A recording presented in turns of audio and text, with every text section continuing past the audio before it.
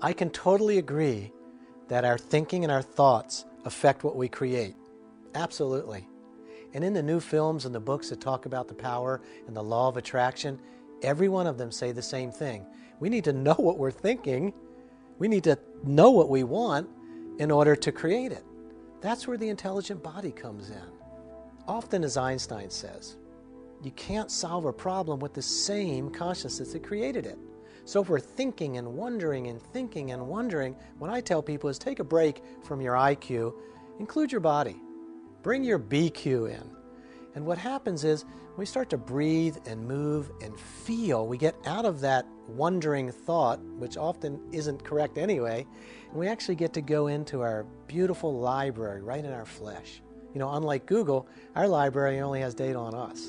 And when we go in and really get in touch with that data, then we get to know what we want. Then we get to feel what we want. Then we actually get a chance to really know and make a decision from our gut, from our heart, from our instinct. Better investments, better communications in business and relationship, just a whole different way of going after our plan from a whole body consciousness versus a wondering, thinking, trying to affirm. I teach whole body affirmations. Let's make sure your body aligns with what you want. Then we know you'll go after what you want and you'll attract it. And I've seen that happen over and over. I really want to help you boost your life force and boost your energy in the workplace. And the way to do that is not to just be into your mental thoughts, but to include whole body consciousness. And here's how that would work. Imagine you're driving to work and you're not connected to your awareness of your body. You're not thinking about the sensations in your body. You're not thinking about anything because your mind is thinking about, well, what happened this morning? What's going to happen when I get into the office? I'm still thinking about what my husband or wife said to me that's still kind of disturbing me. And guess what might be happening?